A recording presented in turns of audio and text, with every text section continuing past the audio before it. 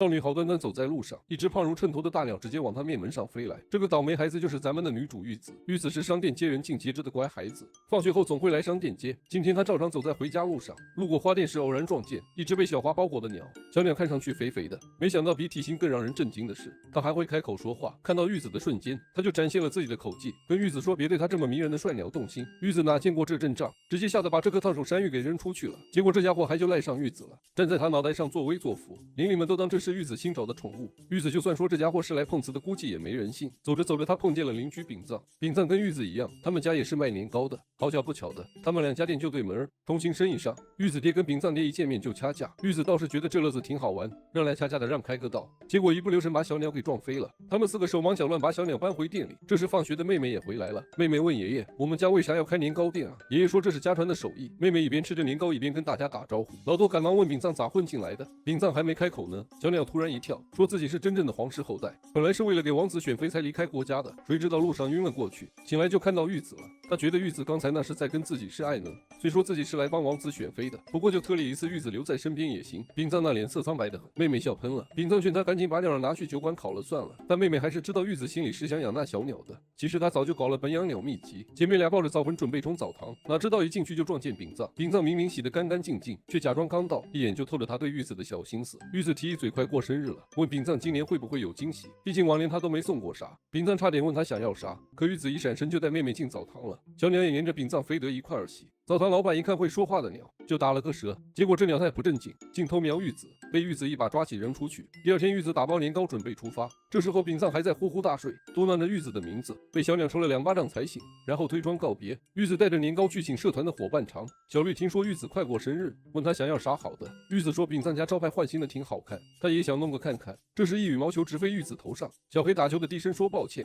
三人赶紧说这没啥。商店街里头，几个店老板也在商量，要给团宠玉子准备生日会。放学后，玉子直奔唱片店，他总在找妈妈爱的那首歌。小鸟不懂，让他直接问妈妈不就得了。可玉子妈妈小学5年级时就还没说完，小鸟就扑到他脸上来了。小鸟越看越觉得玉子动人，但他的冷静还得继续给王子找王妃呢。玉子打算进而研究新年糕，但爸爸提醒今天得忙年货，年糕的做一大堆。同时发现小鸟肥了一圈，秉藏家也忙着卖年糕去了。透过窗户偷瞄着对面的玉子，心里发誓今年的礼物非送给他不可。打开抽屉一看究竟，满满当当一抽屉的礼物，每年都备着，就是没那勇气递出去。一和玉子对上眼就赶紧别过头去。小鸟意识到了个让他难过的事，吃多了年糕飞不动了，但他决定还是要和玉子告个别，以为玉子会伤心的挽留他，谁知道玉子递过来一块热腾腾的年糕，叫他吃完了再高高兴兴的飞走。结果小鸟差点没被年糕给噎着。正巧秉藏带着礼物撞到了其他店老板，突然玉子家里传来一声尖叫。玉子吐槽再这么下去就真的要被逗死了。秉藏吓得连忙帮小鸟拍背，幸亏爸爸反应够快，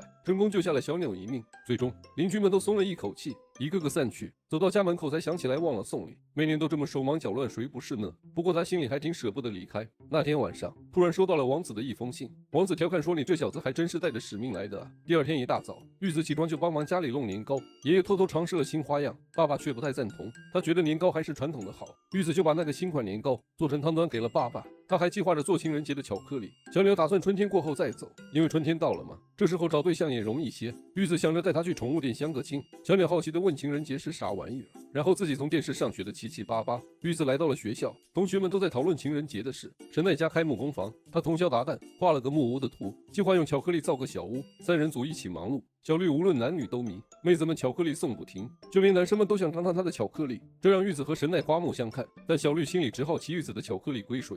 一阵百合花香飘过警觉，玉子放学回到热闹的商店街，却意外地发现没人提情人节。他急忙向邻居们探听对情人节的看法，觉得都把商店街搞得热热闹闹的。秉藏这时才起床，抬头就看见玉子在做手势，翻箱倒柜找那对话用的纸杯电话，手头有手机，偏偏就是不打，就当是青梅竹马之间的小乐趣。玉子说她想看到商店街热闹，小鸟一副可怜兮兮的样子，敦促秉藏也热情点。洗完澡的大家准备开会，玉子和秉藏爸也到场，两人一见面就火药味十足。秉藏立刻上前劝架，还恭恭敬敬地喊玉子爸爸。澡堂老板说今天召集大家是为了听玉子的商店街提议，大家立马露出鼓励的笑容。玉子紧张地开始讲，话都说不利索，秉藏看不下去了，提出自己来说，谁知道他也僵硬了。俗话说郎才女貌，一个门当户对的典范，人尽皆知。紧张真是会传染。最终大家通过闲聊来交流想法，来点浪漫的粉色调调，做些广告促销啥的。秉藏跳出来说自己懂电影，可以帮大家弄广告。没想到玉子爸却不买账，他觉得年糕和情人节扯不上关系，社会的事社会操心，家里的事家里管。玉子在旁边嘟囔，趁他老秃子被正好逮到一个把柄，玉子心虚的移开了目光。不过商店街的人们，情人节的主题照常营业，老多偷溜去吃碗拉面，居然遇上了情人节特色拉面。一探究竟，满大街都是粉红心形装饰。玉子还带上了神奈和小绿，求秉藏助理拍摄商店街广告宣传用的。小绿的爷爷商店开的是玩具店，小绿小时候超爱爷爷的店，随着岁数增多，开始有点害羞。他抱起小鸟去了隔壁的 CD 店，小鸟劝他不用遮掩感觉。此刻玉子拍广告回来了，发现老多做了情人节特制年糕，老多这么守旧，却愿意为女儿改变。玉子听到年糕名字笑出声，老多脸红了。老多告诉他，一起吃能心意相通。玉子喜出望外，建议拿这个来卖。这时刻，妹妹跑来了，说小绿忘了秉藏的拍摄工具，让玉子帮忙还给秉藏。玉子发信息给小绿，感激他今天的帮忙，还照顾了小鸟。秉藏的广告很快在商店街播放，他找不到播放开关，小鸟竟然啃着线头，自个儿搞定了放映。秉藏目瞪口呆，广告播出来了，众人都挺开心。神奈对小绿说：“恋爱随心所欲。”视频结束，王子又现身了，大伙儿都惊了，还真有王子存在。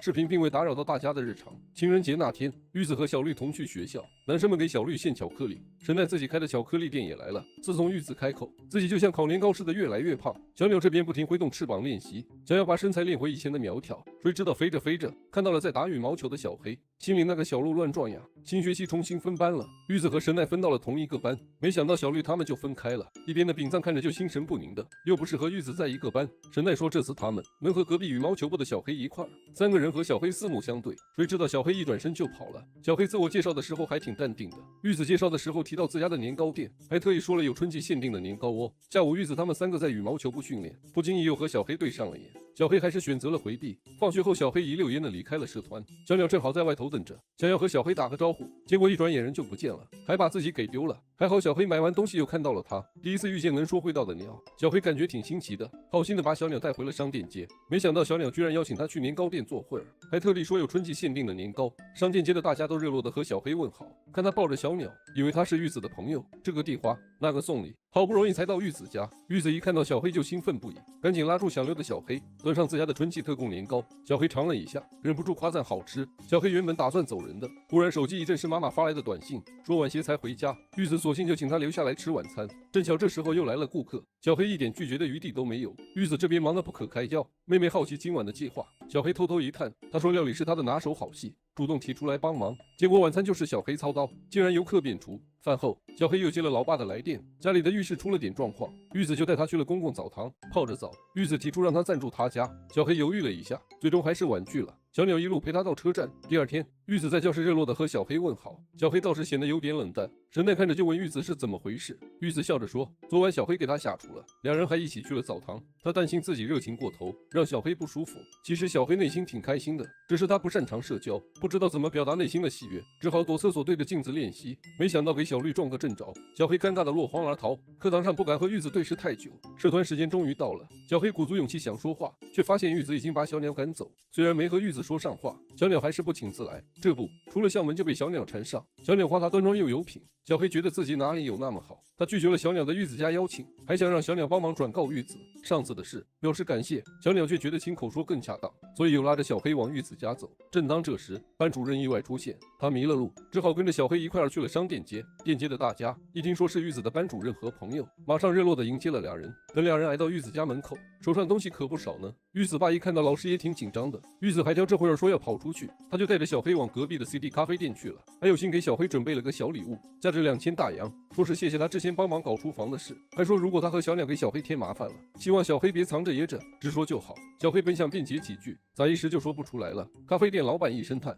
要是银月能预示未来就好了，至少能表达下心里话。这会儿小黑总算鼓起勇气对玉子说，他上回可真的挺开心的。说完又觉得有点害羞，没曾想玉子拍了拍他肩膀，说他心里也是那么想的。小黑这才松了口气，跟玉子笑了，原来小黑在体育馆的时候就注意玉子他们3个了，觉得他们挺开心，很庆幸能跟他们同班，这样一来一去，2人就成哥们儿了。小黑收了礼物就走了，走前也没忘谢谢小鸟。玉子跟小绿电话里聊到他和小黑成伙计了，小绿就讲了他在洗手间的那一出。玉子听了感动坏了，心想啥让这时恐的小黑鼓足勇气开口呢？妹妹的外号叫团子公主，是他妈小时候起的，因为她穿起倒装实在太忙了，可她好久没做过那回事的梦了。这时候的小鸟已经被玉子喂得圆滚滚，妹妹劝她别老跟着玉子的节奏，玉子每次喂食都不看分量的。小鸟死活不认自己胖了，外面鼓声轰隆传来，妹妹说那是庙会的序曲。小鸟觉得这是找王妃的好时机，结果轻飘飘的它都飞不动了。妹妹最后还是给小鸟备了消食片。想象一下，一只小鸟竟然能吃到撑。玉子新外套一亮相就冲进来了，今年咱们店街的经费终于够了，所以额外添了2件年糕店新外套，本来是打算给妹妹一件的。不过看妹妹对庙会兴趣不大，玉子说小鸟好像又胖了几斤，吓得她一个箭步冲厕所去了。出来后仿佛又回到了原形，她和大家道了个别，说要自个儿去找王子妃。妹妹转头准备去上课了，周围人越聚越多，大伙儿都穿得跟玉子一个款，店街的人也开始给妹妹喂食。玉子赶紧跟上了小鸟，在店街口碰见了小绿和神奶，他俩都喊妹妹团子，妹妹却对这名字不买账，她觉得这名有点随便。小绿正在抱怨秉藏的名字，妹妹突然躲到玉子背后去了。小绿看到一小帅哥和同学走过，马上一脸懂了的笑容。神奈也看出了端倪，唯独玉子这姐姐反应慢半拍。妹妹到了学校，听说周日可以去博物馆做调查，正好有妹妹心仪的同学。知道这事儿的妹妹也同意了朋友的邀请，回家跟爸爸报告这事。爸爸说下周日要忙，需要他帮个忙。不过下周他能带团子去博物馆，但团子关心的可不是博物馆，他在意的是同学的颜值啊。团子觉得家里没意思，他不是烦庙会，只是现在的庙会太忙碌，跟过去大不相同。就在此时，秉藏忽然扔过纸杯电话，玉子说他忙不过来，叫团子帮忙接一下。团子灵机一动，问秉藏下周日闲不闲。没想到爸爸拒绝了秉藏帮忙，他觉得秉藏是对手家的孩子，怕不是想偷学咱家的秘方。玉子也说秉藏他们那边肯定忙翻了，团子却拽着说秉藏已经答应，只要能跟玉子厮混做年糕，他才不管他家的破事儿。玉子一脸问号，爸爸更是一口咬定秉藏就是打算溜进来偷师。妹妹觉得他们俩真是迟钝到家了，最终还是老爷子摆平了，说好了团子周日中午前得出门，他能早点儿起来搞定，忙完午后的活儿再去。团子一听了开了花，玉子也不忘鼓个掌。周日一早，团子果不其然早早就起了，小黑也不知怎么的跑来店里帮忙，玉子忙着弄年糕，甚至特批他弄了20个定制版。这时候商店街的人发现神教上的鸟玩意儿坏了，可不能空着就这么走，让玩具来凑数也说不过去。正巧那时候一只小鸟飞过，刚好落在神教顶上跟大家招呼，结果就成了代打，因是被染成金黄的当上了神教上的鸟。转眼间隔壁的神奈也来帮玉子弄年糕，终于在5时把活儿干完。团子乐呵呵的跟玉子挥手告别，秉藏没能和玉子一起下厨，被逼无奈去抬轿子。团子本想赶紧去约会，花店老板突然拦下他，请他去哄哄那个要打扮的小妹妹。这一幕跟他小时候简直如出一辙，特别是当团子要走的时候，小妹妹那一脸不舍，团子索性就留下了。看着小妹妹走完神教的全程，商店街里真是热闹非凡。团子其实挺乐在其中，至于秉藏，他已经累瘫在地上了。最后团子还是留下来帮忙推销年糕，没想到正巧碰上回来的同学，他那个尴尬呀，脏得脱脱的进了衣橱。几个姐妹儿忙着安抚，可团子偏偏说他不带件年糕。那小子戴着眼镜蹭上前来，说是给团子弄了个纪念小玩意。小绿有点郁闷，另一哥们去哪儿了？小子说他去上辅导课了。团子偷偷打开柜门一条缝，正好跟小男孩四目相对，尴尬的马上咣当一声关上了。小男孩眼神里全是柔情，守在柜子外头等团子出来。团子最终还是踏出了柜子，他真心喜欢那个小礼物。小绿跟神奈都不知所措，原来团子心里装的是这小子。玉子还傻愣愣的没缓过神，小绿叫他别多心，夏天来了正好。玉子准备跟小绿他们去泳池耍水，正巧看见对门的秉藏，他打了个招呼，问秉藏要不要凑一脚。小绿过去拍了拍他脑袋，说是穿泳装的场合，怎么能随便拉外人。秉藏才意识到自己不太合群，然后跟小黑撞个正着。小黑说他泳衣忘带了，众人只能掉头回去找泳衣。最后他们终于抵达泳池，小绿准备教玉子怎么游，谁知道这货就在那儿扑腾。玉子说小绿的吹牛跟秉藏一个调调，小绿一下子警觉了，你当初和秉藏也泡在水里，那家伙是什么时候搭上线的？这边秉藏他妈抱怨说秉藏发呆肯定又在想玉子，还真让他说中了。秉藏一听脸红心急冲上楼，后悔没跟玉子一起去玩，尽管想着能巧遇，但一看见玉子肯定噎着，转个身就撞见小鸟，没想到小鸟竟把他刚才的独白都听进去了。小鸟跟秉藏来一句你这是单恋，秉藏被逗得脸红耳热，小鸟接着说你这么喜欢他，直接开聊啊。秉藏早在几年前就放话了，可玉子压根就没领会。小鸟自诩情圣，信誓旦旦能帮秉藏追上玉子。秉藏嘴硬，可手上动作却老实得很。时间飞快，学校要搞个海边研学旅游，玉子带着自家做的年糕，打算晚上篝火晚会上烤来吃。秉藏还真把小鸟拉来了，因为小鸟给他支招去表白，真是敢教的敢学的。车队马上就到海边了，玉子他们住的宿舍是上下铺的。秉藏拉着小鸟往森林里去了，小鸟已经晕车的不轻，叫秉藏念念他准备的情书。小绿恰好路过森林，听到了这一段，真是热闹。欢乐声中直呼济济。果然，小绿看到秉藏带着小鸟，还有那封怪异的信。听到秉藏叫小鸟给他传信，小绿二话不说跑回宿舍，砰的一声，窗户给关了，小鸟就这么被关门外了。内奸出现了，交易取消，秉藏梦都没梦到，情敌居然是小绿。夜晚降临，小鸟在海边沉思生活，碰上了流浪猫。玉子领着大家烤年糕，秉藏特地找小绿说话，那么为啥他要拦自己？小绿叫秉藏别缠着玉子，说玉子眼里根本没他。秉藏死不承认，只是想表白，说自己怎么可能不管玉子，毕竟俩人是一块儿长大的。这话听小绿的耳朵里可不舒服，他也是商店街的人，对玉子的了解肯定不输给秉藏。就这样，两人开始较劲，谁对玉子了解的更多。俩小子明里暗里竞争起来，秉藏赖皮的大吵大闹。这时候，小鸟被野猫一路追到秉藏跟前，小绿指责秉藏居然用小鸟来表白，立马宣布玉子是自己的朋友，发誓要守护玉子。秉藏也不乐意了，他对玉子的感情都是自己的事情。小鸟一眼就看穿了小绿和秉藏的心思。正这时，玉子也走过来了，小鸟赶忙飞到他头上，抱怨自己饿坏了。玉子就邀请他一起去烤年糕，还叫上小绿和秉藏一起来。秉藏想了想，还是摇头说不去了。第二天，学校组织了游泳，秉藏他们早就游完了。在玉子游泳前，秉藏还在那安慰玉子，说之前练得不错嘛。玉子在辅助器的帮忙下，终于成功到达了终点。小绿忽然来问玉子怎么看秉藏，玉子一头雾水，不都是一起长大的邻居吗？小绿接着问玉子对自己的看法，玉子马上高兴地说最喜欢小绿了。秉藏，没事，你还有剧场版呢。一整天游泳下来，玉子一回去就头也不回的睡了。晚上放烟花的时候，还是被小绿他们硬拽起床的。小绿还在那儿提防秉藏会不会告白，看着玉子跑过来，秉藏让小绿去陪玉子玩，并说自己不打算告白。没想到小绿也叫秉藏一起去，毕竟玉子正在叫他呢。看烟花的时候，秉藏被玉子的笑容看得脸红心跳。玉子带着小鸟去拜地藏菩萨，小鸟头一回见拜神，马上说要留下来感受一下。玉子只好自己一个人回商店街，回来却发现街上空无一人。那晚，玉子就带大家开了个小会，会上明确强调，商店街早上10点到11点要，客流量为啥这么少呢？大伙儿都说最近正赶上热得懒洋洋的日子，出门的心思谁都提不起来。玉子想出了个应景的点子，要给这热浪带来点凉爽的感觉，给商店街来个鬼屋活动怎么样？他还特地叫上了俩好哥们儿来帮忙。小黑因为团体活动耽搁不了，玉子问小鸟有啥东西是他特别怕的。小鸟好奇鬼屋是啥玩意儿，小妹拿出了一张恐怖电影的照片，小鸟被吓得不轻，居然有这种专门吓人的屋子，这不是变相的折磨吗？他们三个连忙解释，这纯粹就是个游戏，考虑到小朋友可能会来，设计师的特别留神。聊着聊着就不知怎么的开始串鬼故事了，把小鸟吓得毛儿都竖起来了。咖啡馆老板还添油加醋放了恐怖音乐，商店街的管理员给玉子他们安排了个空房子，神代马上量好了尺寸，说出了需要的材料清单，特别是纸箱了一大堆。这玩意儿商店街的人人手里都有，甚至还有人拿出了些剩的华来，自告奋勇帮忙派传单。玉子还想拉团子一起，说他在现场肯定能吓人一跳，团子被说的不敢来了。那天晚上，老多洗完澡才想起忘了拿毛巾，回头一瞅，街头那头有个诡异的火光。第二天他急忙把这事儿告诉大伙儿，大家都以为老头子眼花了，没曾想连隔壁店铺老板娘也添了一句，他也看到一个满身是血的上班族路过，差点没把花店老板吓晕过去。尤其得知今年的驱魔活动还没举行，商店街的大人们都吓傻了，这情况下还办鬼屋，不是把所有的鬼都招来了吗？绝对不行，得把驱魔活动做得更隆重。玉子恰好路过，问大家怎么了，大人们心里有点忐忑，怕真相一出让人心里凉凉。最终他们决定不声不响保玉子平安。玉子就这么莫名其妙被大蒜攻击了，一转眼收了一套防邪大礼包。邻居们开始使劲儿演戏，搞得玉子一头雾水。邻居们悄悄告诉其他人这有鬼，劝他们最好别来凑热闹，省得招来不干净的东西。后来的小状况一出，这帮人就以为鬼在背后捣乱，说白了就是自作多情。这边玉子他们的鬼屋也弄好了，第一个客人是刚回来的小黑，没想到小黑稳如老狗，跟着进去的小鸟吓得要死，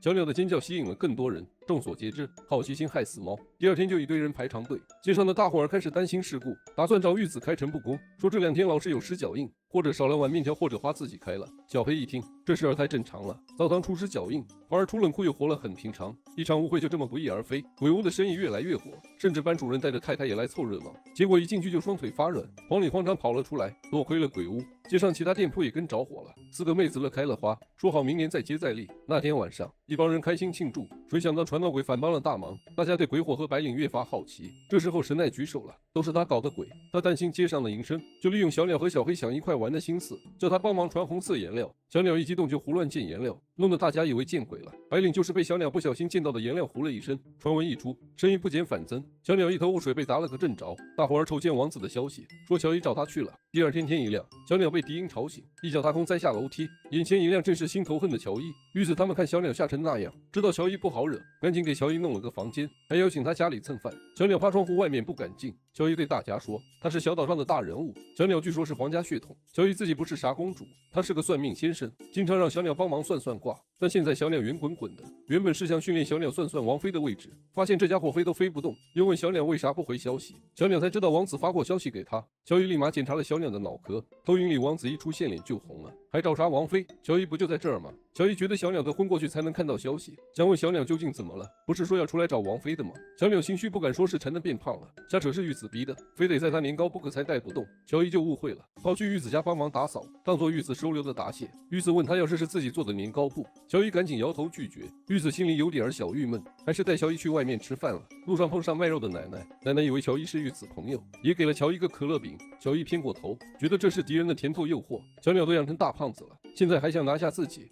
商店街的其他伙计们也围拢过来了，热情地欢迎着这位来自异国的朋友。乔伊倒觉得他们是联手来喂养他，目的是让他逃不掉。这会儿小鸟一头汗，不知道怎么开口解释。大家都觉得乔伊这么年轻就经历了不少苦难，不然见人就这么提防也是难得。乔伊在一片亮彩呼声中有点迷糊了，给大家算了一卦，预言了会有白色大恶魔出现。这时候一条大白狗正好跑过，众人都称赞乔伊算得真准。晚上玉子带着乔伊和妹妹去了澡堂，乔伊本来还想着不能上当，结果一踏进澡堂就被热水迷住了。玉子和团子找了半天没找到人，还以为他出去了呢。刚一出门就听见小鸟的惨叫，两人急忙掉头回澡堂，发现乔伊已经在水里晕过去了。晚上又收到玉子准备的美食，乔伊心里动摇，又怕这是个圈套。第二天就带小鸟去给大家算命，打算让小鸟找回原来的感觉。隔壁街上的清水想算算恋爱运，他心仪澡堂老板的女儿。乔伊告诉他还没开花就结果了。清水听了心情大落。这时候澡堂老板的女儿小百合过来了，说自己有想嫁的人，让乔伊帮忙算算。众人一听就欢呼起来，特别是乔伊说姻缘不错时，秉藏听着都有点心动了。正巧这时玉子回来，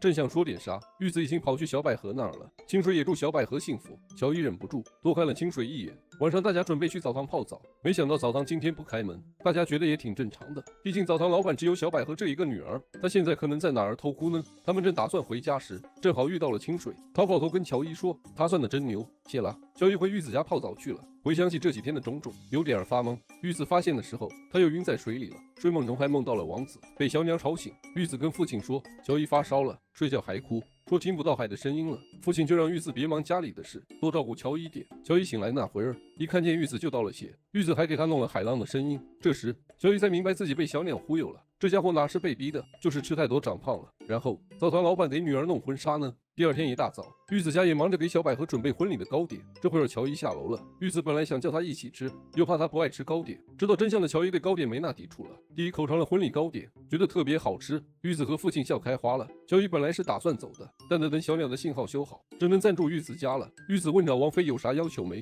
乔伊忽然闻到玉子身上的香气，乔伊就在玉子家安顿下来，主要是看着小鸟别再吃糕点。这时候神奈打电话说要见小鸟，在小鸟他们国家，鸟打喷嚏就是中意它，神奈对鸟毛过敏。小鸟特爱臭美，觉得神奈肯定是对他有意思，看到神奈给他建小屋，更确定神奈喜欢他。结果小鸟根本钻不进小屋，神奈自认是工匠，尺寸记错了，他可觉得丢人。乔伊倒是觉得这事儿不怪神奈，可怜的小鸟最近又圆润了不止一圈，于是小绿出主意了，得对小鸟实施减肥计划，食物的控制，这是硬道理。小鸟心里一阵咯噔，看来小鸟想去别处蹭饭蹭喝，可神奈那边可真是铁石心肠，敲敲小鸟的腿，说这腿要是腌一腌，味道肯定一流。神奈还给小家伙穿上了禁止投喂的衣服。街坊邻居看到了那衣服，他们立马说不再喂食小鸟，肥成这样对身体确实不好。就在大家聊得起劲的时候，爷爷还是偷偷喂了小鸟。老人家心疼，觉得饿着太难受了。玉子理解这心情，但是现在可不行，小鸟再这么下去，沟通都成问题了。玉子为了避免小鸟在家被爷爷喂食，决定带他一起上学。乔伊觉得这样麻烦了玉子，他马上说自己也得去上学，考试穿校服什么的，他都挺愿意。总之，小鸟那食量必须得控制。小鸟一听这话，心情大萧条。玉子说校服不够的时候，小鸟终于松口气，他以为自己能逃过一劫，可谁料神奈的表姐还留着旧校服。小鸟的命运真是跌宕起伏，尤其是看着神奈和小绿在自己面前享受年糕时。这时候乔伊也在玉子的帮忙下换上了校服，虽说还有点不太习惯，但他其实挺中意的。于是他们去了学校，大家都热情迎接乔伊。乔伊以交换生的身份旁听课程，甚至还混进了羽毛球社。小鸟感觉到了不妙，果不其然，神奈神秘兮兮地告诉他们手里的那个是球拍，一会儿这玩意儿得拿来给他好好的一砸。小鸟只好天上飞来飞去，躲那些飞过来的棒子，就这么边飞边减肥了。结果他是真飞不动了，直接掉到小黑跟前了，快摔地上的失主，被小黑一球拍就弹回去了，之后就顺风顺水了。但乔伊觉得这还不算啥，逼着小鸟明天的更拼些，因为秋天来了嘛。乔伊忍不住喷嚏打了一连串，大伙儿怕他冷着，就约好了一起去买衣裳。乔伊对衣服那是随便，但这帮人非让他挑，他们推荐的风格都挺动心。于是他们一说，乔伊就跟着走了。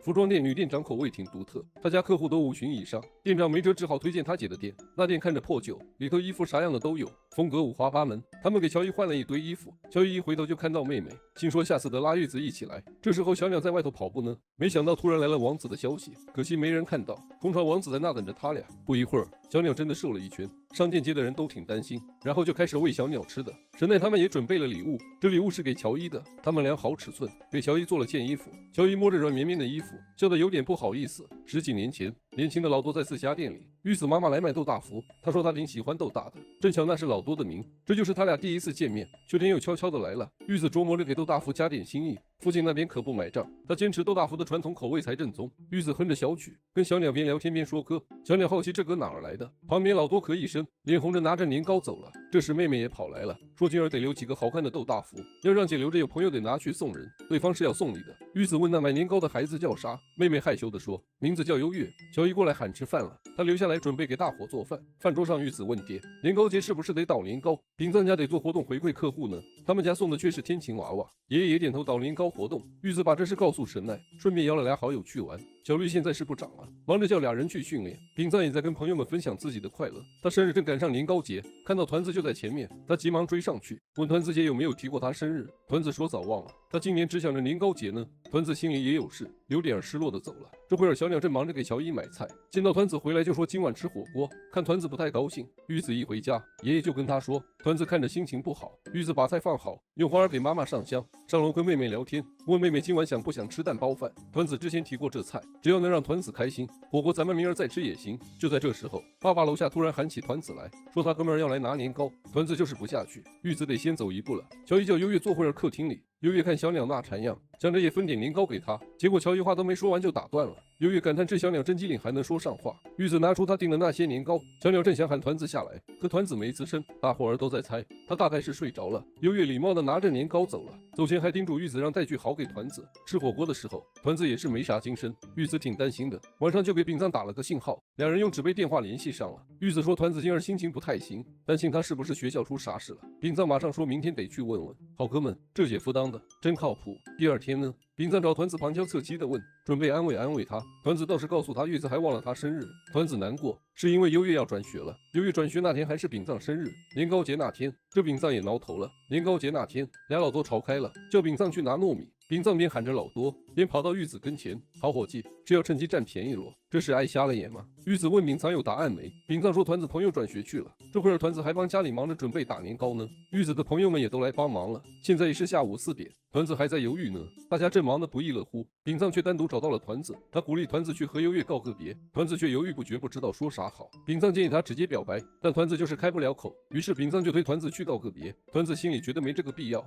谁知道就在这时，玉子拿着新打好的年糕走了过来，让团子拿去给优越尝尝。这下团子找到了开口的借口，还特别提了一嘴新年糕的美味，肯定能让优越开心不已。玉子还指派小鸟帮团子个忙，玉子向饼藏道了声谢，然后又投入到年糕的忙碌中。团子急急忙忙跑起来，结果不慎摔了个跟头。这时小鸟飞过来了，在前面引路，团子急忙跟上。优越在外头正等着，看到团子冲过来，立马注意到了他的受伤，关切地问他没事吧，疼不疼？团子连忙摇头，把地上的年糕捡起来，按照姐姐的吩咐递给了优越。优越笑得很开心，说起每年都吃团子家的年糕，相信过年时还能相聚。另一边，玉子回到屋里，却看到老爸弹吉他哼小调，这是玉子一直找的旋律。他马上拉着父亲去找咖啡店店长，店长终于想起这曲子了，可和玉子妈唱的差远了。老爸无脸，因为他老婆可是音痴一个，当初这歌就是他爸写给他妈的。咖啡店店长和老多大学时光还组过乐队，那时的演唱还有录像呢，大家都看得目瞪口呆。老头子害羞的溜了，每次听这歌都能回想起对妻子的一见倾心，回想起一路上不断的追求的点点滴滴。饼藏贴心的把两人送回家，他本来打算直接回自己家，谁知道玉子突然叫住了他，然后拿出一盘刚做好的年糕蛋糕，递给他庆祝生日。饼藏当场感动的差点哭出来。文化节的序幕拉开了，各社团开始上台抽签，抽取表演的时间。饼藏的电影社团早上9点就得开始放电影，玉子的社团让小绿上去抽奖，结果抽中了最佳时段。为了展示自己多年的练习，大家决定了文化节要表演的内容，立刻开始挑选表演的动作，让羽毛球社的小黑也心动了。选择音乐的任务落在了小绿身上，玉子和神奈决定去选衣服，社团的其他人也想加入，最终大家一起去挑选衣服。乔伊对文化节表演很是好奇，没想到玉子掏出了饼藏拍的照片，玉子邀请他来观看他的表演。乔伊二话不说就答应了。到了晚上，玉子又接到丙藏的纸杯电话，这家伙拍戏掉水池里感冒了，听说还剩最后一场戏，要从高塔上摔下来，不过那是用道具拍的。玉子问他今年还帮他们拍照吗？丙藏马上说当然会帮忙，然后还偷偷说只拍玉子。听说今年的舞蹈是小绿编的，丙藏有点担心小绿编不出来，但玉子相信小绿能行。现在小绿真的编不出来，舞蹈是没编出来，但他设计出了服装，大家以为是专为舞蹈设计的衣服。小绿得了不少夸赞，根本说不出自己没编出舞蹈。晚上有乔伊帮忙，衣服做得很顺利。乔伊觉得自己还有进步空间，他梦想着将来为王子妃缝制婚纱。这时乔伊正想问玉子身上的香水，这时候电话突然响了。小绿此刻也在拼命编舞，他对众人保证自己绝对能搞定，但脑海里实际上是一团浆糊。去了他爷爷的小玩具屋，爷爷以为他跟人吵架了，叫他出了事先道个歉。小绿却不知道该怎么开口，转身离开了玩具屋，意外撞上了咖啡店老板。老板看他急得像热锅上的蚂蚁，就邀请他进店坐坐，告诉他别太着急。不一会儿，玉子也察觉到小绿的焦虑，神奈也注意到小绿压力大了，他想这是自己出头的机会，却看到小绿在笔记本上狂草飞舞。丙藏正好抓到玉子和神奈，小绿在洗手间对自己说一定得想出舞步，谁知道好运这次轮到了小黑，这回是小黑发现了他，玉子怎么也联系不上小绿，他原本很信任小绿，现在也开始担心了。小黑刚好来玉子家串门，把昨天洗手间的情形告诉了他们，玉子和神奈更是忧心忡忡，尤其是第二天，小绿居然请病假没到校。丙藏传达，老师说小绿似乎发烧了，他们三个马上带上东西决定去看小绿。小绿赶忙打理房间，他最近的确因焦虑发烧，众人都看出来小绿状态不佳。玉子询问小绿是不是出事了，小绿勉强笑着说只是烧得人迷迷糊糊的，没曾想神奈却找到了他的舞步草稿，小绿才吐露自己完全没头绪，说着说着眼泪就下来了。玉子立马心疼地抱了抱小绿，他自责没早点看出来。小绿忍着泪水，他不愿在玉子面前失态，众人也乱成一团地帮他擦泪。小鸟突然拍了拍桌子，说跳舞得听心里那股劲儿，然后就给大家随性地舞了一段，硬生生让紧绷的气氛松弛下来了。玉子亲捏小绿的脸颊，开玩笑地说大家一起来想舞步，部长不就是得指挥部员吗？所以在大家的齐心协力下，编舞就这么搞定了，衣服也及时凑齐了。大伙儿拉着乔伊来壮胆，这时乔伊瞄见玉子脖子上的痣，心想那肯定是个特征。表演终于圆满落幕，丙藏也把玉子的照片拍下来了，乔伊看的眼睛都亮了，觉得美极了。正当大家闲聊的当口，乔伊突然单膝跪下，称呼玉子为王妃大人。丙藏急忙赶回家，王子即将继位，不过得先选个王妃才行。占卜指出王妃就在某个方向，小鸟就得去那边找王妃的线索。王子还真是担心小鸟的安全，在两人的祝福声中，小鸟终于离开了小岛。这是他第一次远行，飞了没多久就累垮了，结果在一块草地上睡着了。睁眼醒来发现自己在花店，但他不敢确定玉子真的会成为王妃。商店街的人也都觉得新奇，大家都挺开心的，觉得玉子真是又聪明又能干。乔伊对玉子更加尊敬了，他确信玉子就是王妃，因为她有熟悉的香气和脖子上的痣，要求小鸟以后也得这样尊重玉子。老多却觉得这样不太合适，因为如果成为王妃，就得被赐个名字叫玉子莫奇马兹，这名字日语里听起来像难吃的年糕。这话差点把玉子和老多吓个半死。玉子突然宣布，他快要攒够100本积分卡了，传说攒够了可以换个金牌。玉子拿着积分卡兴高采烈的准备出门，这时丙藏被阴影笼罩着，小黑和神奈觉得挺有趣。小绿的心情跟丙藏差不多，城市里又添了俩心碎的人。小绿跟玉子说，要当心那些电话骗子，说不定哪天他说的带你去做王妃，结果飞一圈飞到缅北去了。你看那飞机1号，上回挂了电话就杳无音信，这儿乔伊也接到国家的信了，准备把坏了的小鸟修一修。玉子对那啥王妃的事儿不在意，因为他终于凑齐最后一张积分卡了，兴高采烈冲回家把剩的积分卡拿出来，真拿到了岛年高兔子的金牌。普通妹子听说能当王妃可能乐开了花，但玉子心里想的是，这金牌是他1点1滴积分换的，比起那些所谓的头衔，这些长期积累的奖品才让他开心。丙藏也发自内心的祝贺他。这时候乔伊冒出来了，说有事得麻烦下他。没多久，老多带着团子出去溜达，这会儿我发现邻居们都围观热闹。玉子那会儿正跟王子打电话，王子说玉子照顾他俩，他感激的不得了。他本来还想多说点什么，小鸟又开始抽风了。这时候丙藏和小绿都不高兴，特别是丙藏。小雨老师说王子多好，丙藏心里想，两人才聊了那么会儿，怎么就断定好坏了？玉子点点头，他不觉得王子不好，但也不认为自己是啥王妃。小雨欲言又止，在他看来，王子哪儿都好。小绿也挺难受的，觉得大家都在看热闹，难道就不怕玉子离开他们吗？小黑和神奈也挺担心，但他们觉得最不安的应该是玉子。这会儿玉子在家忙着做饭，爹突然传音说要出去一趟，晚饭说是外面解决了。玉子气呼呼的，要是哪天我真成了人家的媳妇儿，你可就吃不着我做的好吃的了。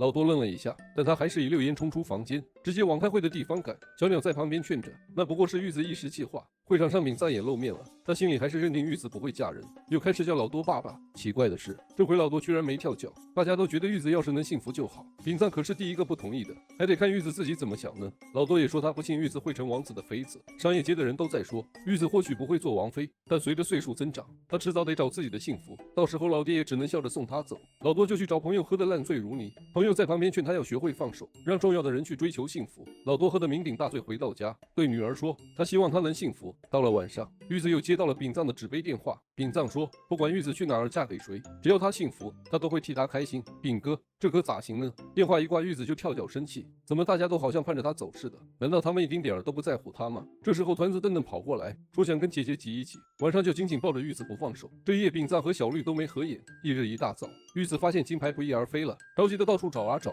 秉藏说他攒了50本积分卡都给玉子，可玉子说那不是自己辛苦攒的，感觉不一样。正当这时，有人把金牌送回到了玉子手上，大伙儿抬头一瞧，王子居然露面了。王子一眼没太认出小鸟，小鸟拼命吸肚子才让王子想起来。王子这回还带了俩保镖，那俩保镖冷得直哆嗦，但还是因为面子坚持不进门。这会儿秉藏已经闭关了，乔伊把王子给玉子家介绍了介绍，王子特别感激玉子对乔伊的照顾。王子觉得年糕挺香的，可他的名字听起来像饰品，年糕贼难吃，把全家都弄得沉默了。第二天，玉子带着妹妹去学校，秉藏连忙跟上，他眼圈一看就是没怎么睡。团子还问玉子，王子是不是来求婚的？秉藏一听就紧张了，他说肯定会尊重玉子的决定。明显看出来，这哥们儿不经历点苦难就玩不转。这时候，小绿他们3个也挺担心玉子。王子则被商店街的人带去了澡堂，他们就跟七大姑八大姨似的，不停地问王子家里的各种事，弄得乔伊都有点手忙脚乱。他让他们别急，一个接一个来。玉子这会儿在社团训练时也总是心不在焉，3个人都感觉到玉子有点慌，说如果真担心的话就跟他们说。玉子回到商店街，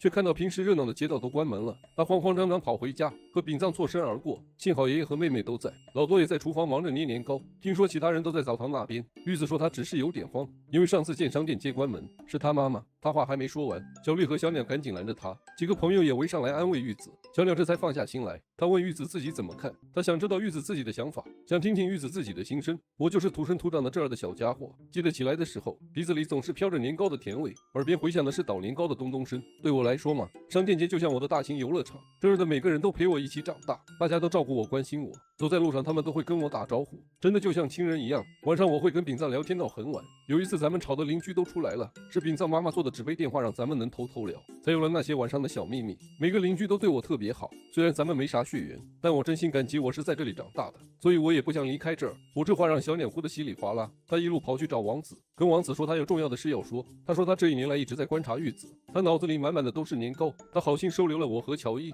但他并不适合当什么王妃，他希望王子能放过玉子。就在这时，玉子也跑来了，他说他是在商店街长大的，他也没去过外面的世界，但他没打算离开，他不知道怎么拒绝王子。正说着呢，突然打了个大喷嚏，小鸟马上跳出来挡前面，然后说玉子疯了似的喜欢他。这时候乔伊也说出真相了，他其实根本没算过玉子合不合适，他只是想让好人玉子成为王子妃，谁知道王子却告诉大家，玉子根本就不是王妃候选人。玉子身上那股味道跟花店老板给的花香是一模一样的，这整个乌龙其实都是个误会。门外的小绿一听这话直接坐地上了，秉赞也终于松了口气。王子也制止了乔伊继续算命，他希望我们能回国陪他，因为一个人打电话挺寂寞的。大家最后都感谢了王子，王子也在商店街大家的热情送别下上了货车。玉子他们正跟乔伊和小鸟依依不舍的告别，他本来想把自己的金牌送给乔伊当礼物，但乔伊坚持说那是玉子心爱的东西，该送了玉子一只手折的千纸鹤。大家都说会给乔伊留下房间，随时欢迎他回家。上车之后，他不自觉地摸了摸项链遮住的脖子。玉子看见了这个小动作，乔伊上车之后，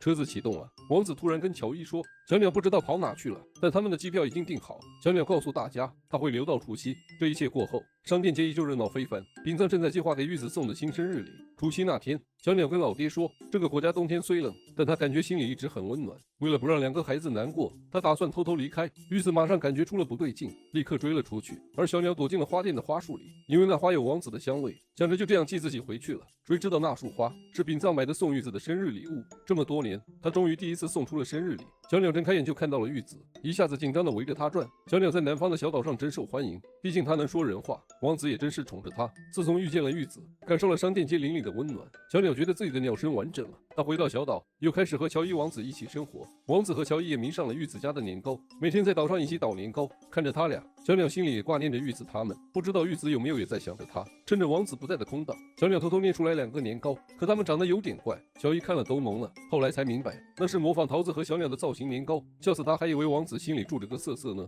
但今儿的故事跟小鸟和商店街的伙计们八竿子打不着，今天得瞧瞧秉藏在剧场里是怎么演的翻云覆雨。门前2位老头子又吵开了，秉藏急忙跑出来拉架，玉子他老爸每回都得提醒他叫爸爸可不行。然而天天晚上秉藏都会用纸杯电话跟隔壁家的小青梅玉子聊上几句，他俩家门对门，都是做年糕的，算是门当户对。一块儿出世，一块儿长大，直到玉子上小学5年级那阵，他妈妈去世了。从那以后，秉藏就通过纸杯电话跟玉子聊得多了，平日里也多照应他，不知怎的就喜欢上了玉子。此刻的玉子刚跟小鸟告别，已经是高3的大佬了。今年他跟小绿和秉藏同班，玉子还是那个舞社团的一分子，练了3年，可接东西这事儿，玉子还是老样子。谁知道这会儿，头团的沈奈瞅见了一张广告，社团开会那天，沈奈横冲直撞闯进来，他说自己心里早有打算，当然了，部长这个位还是想做的，但他眼下想试试看表演。这个月底就有这么个机会，小绿觉得这也太突然了吧。玉子也说这月份商店街有庙会，得琢磨出新款的年糕来。可神奈几句话就把大伙儿给鼓励起来了，因为他说今年就高3了，要在退出社团之前留下只属于青春的回忆。年糕什么时候都可以做，但青春却一去不复返，热血太热血了。社团其他人也纷纷答应了下来。于是接下来1个月，众人决定加倍练习。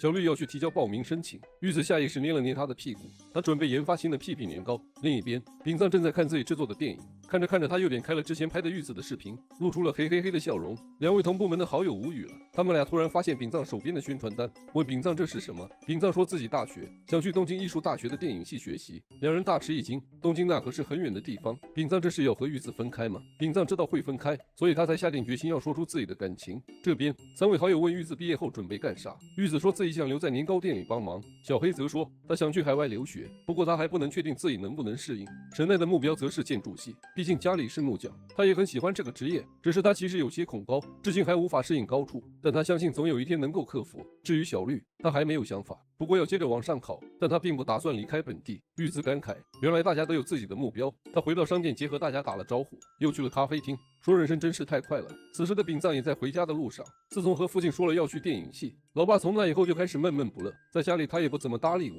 但妈妈还是蛮支持我的。他说的让我先跟玉子摊牌才行，一想到这秉藏的脸就红透了。他回房间翻出那个纸杯电话，想用它来向玉子表白，但走到窗边一看，玉子那边忙得不亦乐乎，秉藏就觉得有点害羞了。后来一直等啊等，等到不知不觉中睡着了，醒来一看，赶忙把纸杯扔了过去，心想这一刻如果玉子能接住我的纸杯电话，我就得鼓起勇气告诉她。没曾想一直笨手笨脚的玉子居然接到了，红着脸想说话又说不出来，结果电话那头接的人竟是团子。团子正好因为笔芯断了过来拿新的，这一下子秉藏的勇气也断了，但是他很快又鼓起了勇气，决定还是要先说出自己要去东京上大学的事。谁知道在去澡堂的路上碰到了玉子，但玉子却告诉我，社团从明天开始早起晨练，准备下个月的大型演出。秉藏先是开心的给了鼓励，然后突然意识到这样自己早上没机会说那些事了。可是玉子已经和团子一起去澡堂了，我居然忘了摘隐形眼镜，一进门就被眼前的景象给吓了一跳，心里琢磨着是不是做个欧派年糕好呢。同时秉藏也在想，我得找机会说出我要去东京的事。于是他鼓起勇气站在了玉子社团的门外，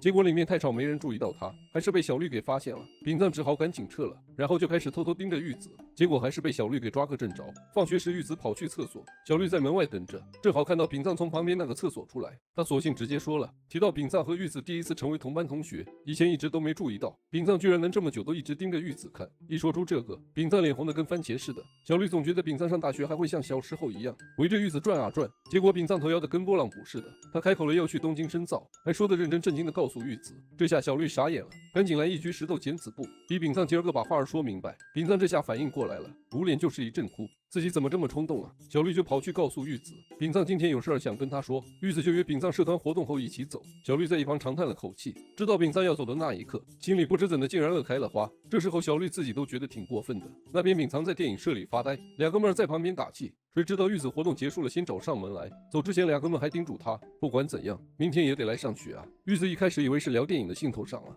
，2人就一路聊到河边，说着说着就扯到河里的石头去了。玉子忽然提起秉藏小时候把他弄到河里的事，秉藏一愣，这黑历史怎么又翻出来了？看吧，自作孽不可活，这下好了吧，当年欺负的小姑娘。秉藏长叹一声，心想这表白不会把玉子给吓跑了吧？就这样，他走到河中小石桥上，玉子突然说出他喜欢年糕的原因，说是因为年糕软绵绵的香味儿真好闻，还能让人心里美滋滋的。他也想变成那样的人。丙藏想起了那些往事，忽然喊住了要走的玉子，玉子差点就栽进河里，幸亏丙藏一把抓住了，这一把勇气也跟着回来了。丙藏终于说出他要去东京学电影的事儿。他之前一直在想这个事儿，想要学的一手好电影制作技术，在那之前他得先把心里话对玉子说个清楚。丙藏就直说了，他真的特别喜欢玉子。玉子听了脸一下子就红了，结果慌了一脚不稳摔进小溪里去。丙藏吓得忙不迭地把他捞上来，玉子第一反应竟然是觉得自己丢人了，吓得连尊敬语都冒出来。他爬上岸，一个箭步就跑了，那步伐仿佛谁也别想拦，头脑还猛着呢，还没搞明白丙藏刚的话，邻居跟他招呼打得热乎，他都没空理会，直接一溜烟跑回家。家里的老头子们都挺担心。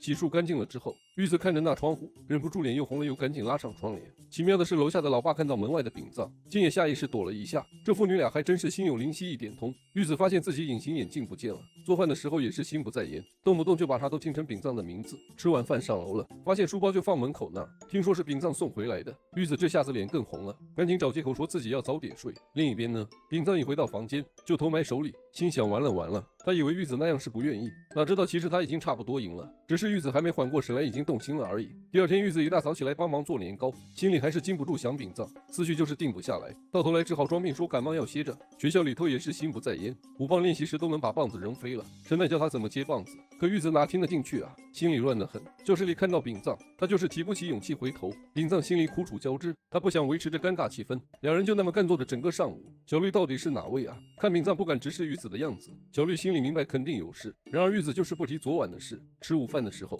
大家都惊讶玉子的便当里居然没带年糕，这也太让人震惊了。神奈好奇地问玉子怎么了，玉子就是说自己现在有点对年糕提不起兴趣。神奈说这可能是所谓的年糕低潮期，他小的时候超爱玩钉子，后来就对金属有了抵触。小黑问玉子是不是做多了年糕觉得腻味了。正在这时候，小绿跳出来说，玉子小时候其实不那么爱年糕。玉子点了点头，因为小时候丙藏老是拿年糕逗他，用各种年糕的外号叫他，真是够呛。这就是所谓的青涩黑历史吧。要是丙藏知道玉子还记得这事，他可能得自己扇自己2巴掌。玉子后来开始喜欢年糕，是妈妈去世后的事。年糕忽然开口说话了，叫他别哭。玉子猜可能是爸爸的安排，但现在他遇到年糕瓶颈期，得凭信念克服。神奈建议他都带着年糕，习惯成自然就好了。小时候被丙藏笑说他像年糕，玉子还跑去找家长哭诉。妈妈跟他说，其实丙藏挺喜欢他的，因为他和年糕一样可爱。妈妈简直就是大预言家。玉子忍不住了，偷偷瞄了丙藏一眼。后面的练习里，玉子还是没法好好抛接舞棒。放学回家的路上，他遇见了小百合，心情稍微好转了一点。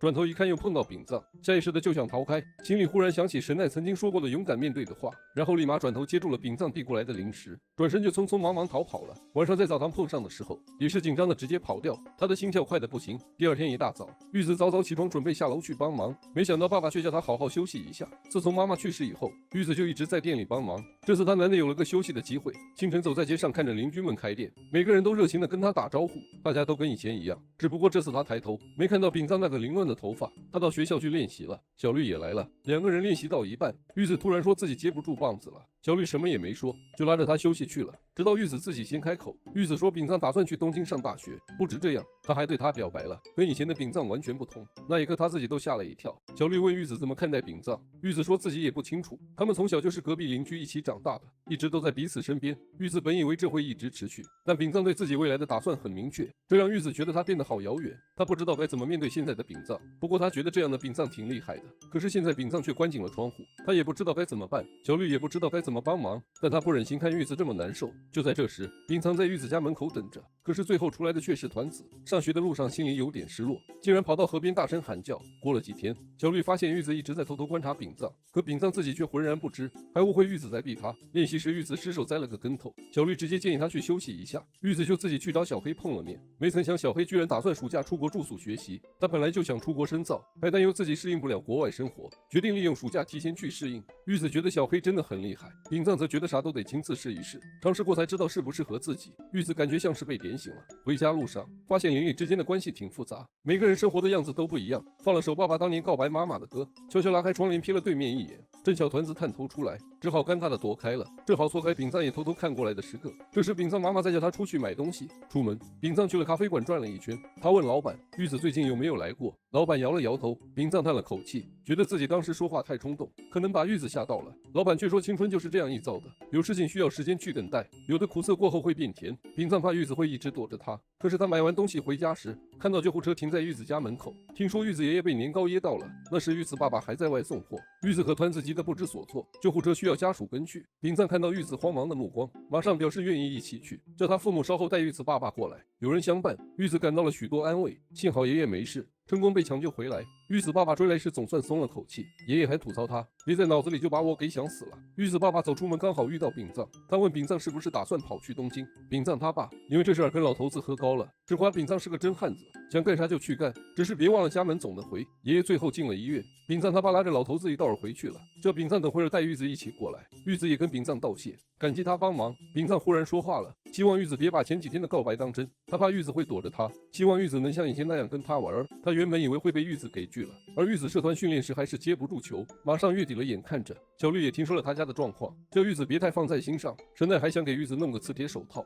正巧这会儿4个人齐了，玉子直接问大家人是啥时候会收回说过的话呢？神奈解释说通常是尴尬，不想让对方记得的时候会这么说。玉子就把告白的事儿和自己的纠结说了出来。小黑对丙藏敢告白挺佩服，他跟玉子说这寂寞大概是因为他心里也喜欢丙藏。小绿默默地别过头去。中午上课的时候，玉子突然想起个事，最初爱上年糕的那回事，那个会说话的年糕不是他爸捏的，是小时候的丙藏为了逗他弄的。这一刻他总算是清楚自己的心意了。小绿问玉子打算啥时候回应丙藏，这种事情越早越好。神奈他们开始给玉子出点子，说什么拐角撞见就回应之类的，可这招儿不怎么管用，写信也特别害羞，反倒是跟来的小绿告诉丙藏，他本以为自己咋也不会开这口，没想到丙藏竟然真告白了。小绿对他刮目相看了，不过就这么回事儿。玉子边听着爸妈之间的土味情歌，他翻出了那身尘封的初中制服，打算让团子试试那身校服，毕竟团子转眼就要踏进初中生活。玉子好奇问团子怕不怕生活大变样，也就是那种一觉醒来世界全变了的感觉。正听着呢，碟片音轨突然换了，紧接着爸爸的情歌后面居然还有妈妈的录音。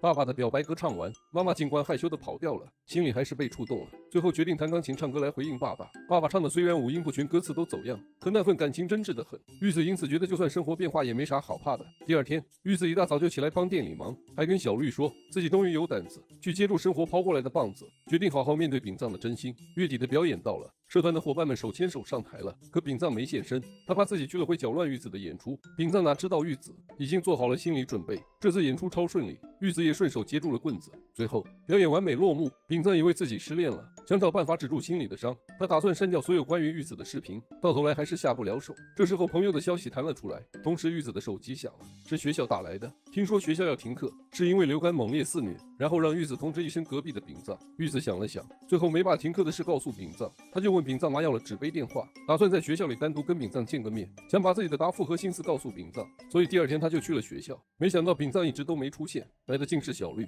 小绿直奔他家，听说他到了学校，然后小绿突然跟玉子透露，丙藏不会来学校了，因为他得去东京了，打算转学过去呢，要去那边努力考大学。他的车大概9点的样子，玉子现在赶过去还来得及。玉子二话不说就冲出门，还特别感谢了小绿。小绿就坐在玉子桌子上发呆，直到神奈找到他。小绿说自己骗了玉子，丙藏其实没转学，今天只是去东京看看学校，他这是想给他俩一个推动，心里其实也是五味杂陈。神奈说这会儿他应该是能放松的，就建议小绿带着他去爬高。小绿居然真的就陪着去了。他们俩爬树的时候，玉子也拿着纸杯电话冲向电车站，要是早1秒，他们俩就错过了。玉子冲到了电车站，大声喊着丙藏的名字，丙藏差点就上车了，听到玉子的声音，立马就下来了。一看到玉子追来，第一反应是赶紧拍拍脸，确定不是梦。玉子马上就把纸杯电话扔给他，丙藏拿着2个纸杯，一时不知道该怎么反应，看了看玉子的手势，紧张的把玉子的纸杯扔回去。玉子接住了纸杯，然后大声告诉那边的臭小子，他也超喜欢丙藏的。丙藏一愣，然后捂着脸哭了。甜蜜青涩的青春期总是令人动容，